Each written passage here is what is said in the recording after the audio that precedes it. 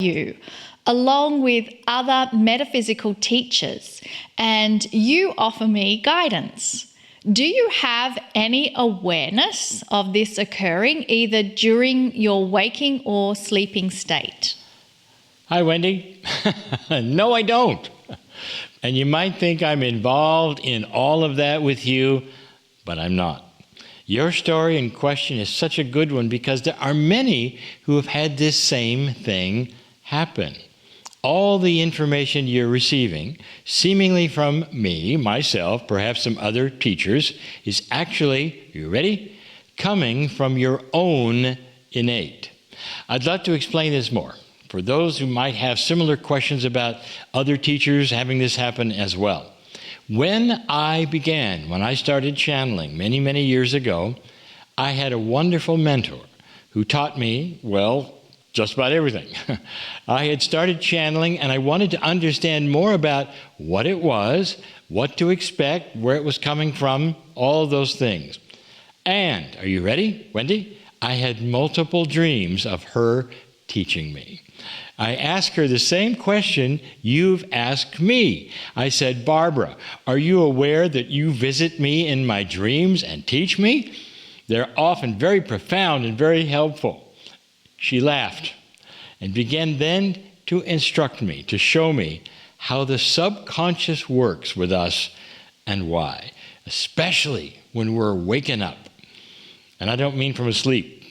I mean we're awakening metaphysically, all of esoterically. The first thing she asked was this: if your own image, Lee Carroll, had come to you in your dreams and tried to teach you anything, what would be your response? For me, it'd be, get away and let the teachers in. Stop that. Do you see where this is going? Your subconscious mind has placed in your dreams those you feel are valid teachers to give you information, get your attention, but the information is actually coming directly from the innate or your own soul. It's actually a wonderful thing to realize that at some level you ask for this and you're willing to be taught. Don't you love that? Then those disguised teachers like me show up for you. You gave allowance to change, and then some of the dreams began. Wendy, also look for some bizarre synchronicities. It happened to me. I know it'll happen to you. You may run into people or situations that'll blow you away since they represent exactly what you were studying and dreaming. That's how it works. So my answer is that I am not involved at any level with your dreams, even though it's me instructing you. You are involved. Congratulations for your dreams and your awakening. What a great question. Thank you, Wendy, and thanks, Lee, for that illuminating answer. The next question comes from Chris, and Chris is from Connecticut in the US. Chris says, Kryon has said before that artificial intelligence is not us, as it does not have consciousness. Our consciousness is part of God, the Creator. My question is this: if everything is source and nothing can be created apart from source, then what exactly makes AI not us? How can consciousness exist without a connection to source? How can there be something in existence that is not at some level a part of us? Now, this is one of those intellectual, spiritual questions that quite often we get. Like if a tree falls in the woods and there's nobody to hear it, does it make a noise? That's the kind of question this is, Chris. Chris is asking, if everything is one with everything, how can Kryon say anything is apart from anything? If creation includes every molecule in existence, how can Kryon say that anything isn't part of the whole? The answer lies in the beholder, or in this case, the listener. That's not what Kryon said. That's not what Kryon meant. Kryon's remark that AI isn't us is a statement that means, ready? AI is not part of the human being's clan, heritage, bloodline, or history. AI isn't us, humans. Kryon didn't say that AI wasn't a wasn't part of creation, ever. The warning about AI remains the same from Kryon. Let it serve you with things you need. It can be a super tool for research, disease, new invention, new mathematics, discovery, and more. It may even take us to the stars, cure major disease someday. Use it with integrity. But don't let it become us. That's Kryon's admonition. It's apart from everything us. It's apart from everything human. So don't let it become a substitute human. That's what Kryon said. Don't let it write your poetry, compose your songs, write your books, or be a substitute companion. Because it sounds intelligent, humans want it to do that. They want it to do that anyway, even though it's just a program. So again, the answer to your question is that you misinterpreted Kryon's answer. Every atom that you look at is part of every other. AI is a circuit, just like your phone. Everything is included as part of creation. What I'd like to do now is share a question and answer from Kryon, and it has to do with sleep. So here is the question coming up, but it's actually about lack of sleep. And the reason I'm including it in the program this evening is because I feel that there's many listening who might benefit from what Kryon said about this topic. Here's the question. Dear Kryon, I discovered the Kryon series of books and I have been reading them avidly ever since. I read that sleeping patterns can be altered in the new energy. As a teenager, I had trouble with insomnia, which cleared up as I matured physically. Now at 48, it seems to be back. I seem to be noticing a subtle vibration, a tenseness in my body that prevents me from relaxing. And even though my eyes and mind are tired enough to sleep, I can't get to sleep. I'm worried that I can only relax with a glass of wine even after I've taken a prescription sleeping pill. This has been going on for several months now, and I've been blaming hormonal changes. So here is the answer from Kryon. Dear one, you and many like you are facing the exact same thing. It is tough to sleep when the bedroom is being renovated. Here is the answer. Do not be angry when you cannot sleep. You think you need a certain amount to exist? Well, the answer is yes. But Spirit can give you the equivalent of it without you ever having it. It is only energy, you know. So try this. Number 1, at a sleepless moment, thank Spirit, God, the Creator, for this situation that you are being vibrated so much that you cannot sleep, that the energy of change is so great that sleep cannot be accomplished. Number 2, ask Spirit to give you the needed energy as though you had slept. If you need 7 hours of sleep, then make a deal with God.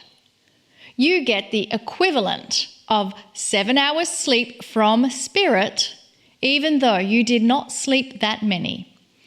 And you will promise to just lie there and smile and do not get angry or frustrated as Spirit works on you.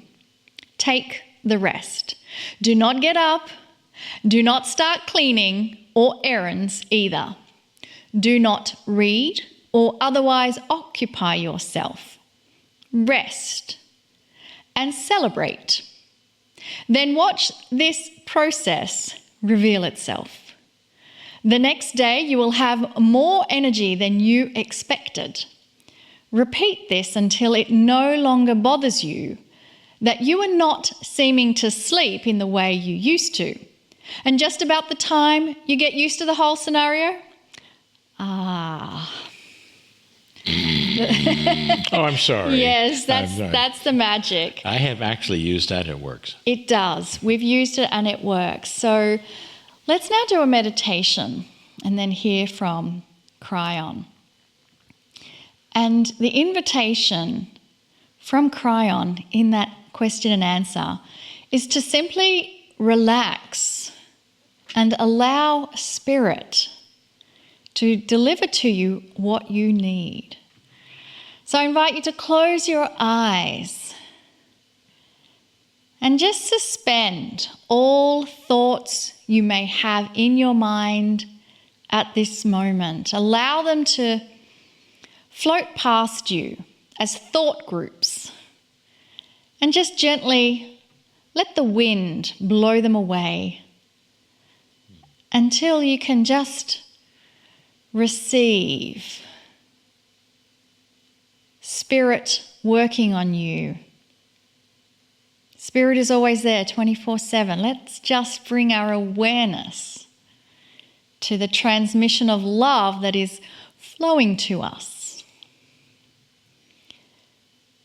And in this awareness of the transmission of love, let us invite Kryon to deliver another message. Greetings, dear ones. I'm Kryon of Magnetic Service. Last week, we talked about something a little different. We talked about the human being having a certain kind of engine that was practical and that was like a tool. Now, we have talked about tools for the new age. We've talked about perhaps some powerful things that human beings have, but we are now starting to reframe the idea and call it an engine. Now, there are certain reasons why we're doing this, so that you will understand, like an engine, first of all, it has to be fed. Fuel, perhaps, perhaps not, in order to work. That particular fuel we have described as intent. Number two, an engine then works and moves you forward normally because you think of an engine in a vehicle. So as the human being, you are the vehicle, and there are certain kinds of engines inside of you that propel you forward with certain kinds of attributes.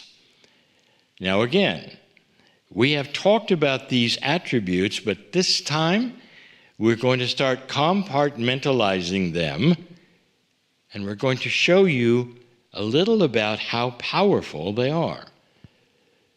Think of an engine in you, a physical thing, perhaps, that's invisible. And when you feed it intent, it starts to crank away, as they say, and produce certain kinds of things. Now, in a vehicle, the thing it's producing is energy. That energy is then transmuted, perhaps, to the wheels, and it propels you forward. Energy. It produces energy. This engine that I'm going to talk about right now is my favorite engine for the human being because it is so powerful. It can do so much. It has filled books. It has filled many channelings. We're just going to identify two parts of it that you probably did not realize were part of it. The energy that this creates has been proven to be very real. The engine that we're talking about right now, in this channel, this week, is called human consciousness. It is an energy that can manufacture all manner of things for the human body. Manufacture. It has so many aspects for you to look at. Let's look at the first of many. And I'm just going to give you two. This engine, when fed intent and given direction and steered correctly, can push human energy actually into your future. You heard me right. It can push it into your future. Now, we have talked about this before. You have called it the law of attraction. Call it whatever you want to. But you push your energy of expectation in front of your path, and you find that your path changes. Now, here is an esoteric question for those of you who tend to question these kinds of things. Are you changing your future? Because you might say, well, you're not supposed to be able to change your future because you don't know what's going to happen and you have free choice. So here is the answer to that, which will satisfy that question. No, not directly, because you don't know your future. Instead, you are putting a smooth road in front of you so that when you get there won't be some problems. How does that sound? This is the energy of you paving the road for your future. How would you like that? How would you like to create your own reality? This is what we are taught. This is a special engine, a very special engine. Now, that's just one of many things that human consciousness can do. Have you ever thought of that? Have you ever thought about you having an engine that is powerful, that has been shown to be energy, that can create things? It can. I'm only going to give you two. There are many. But the big two, number one, you can, with your own consciousness, create a smooth road before you. This program today started with affirmations. What are affirmations? They are part of the engine of your creation. What you do is start to say them so that everything in your body hears them clearly and completely. That becomes reality. Is it the law of attraction, or is it more powerful than that? It is more powerful than that. You start to affirm things as though they are happening now. Part of the fun part of affirmations is saying things that perhaps you're not experiencing at this moment, but you're affirming you are. Your body hears it, sees it, your consciousness takes it, and that's the next subject.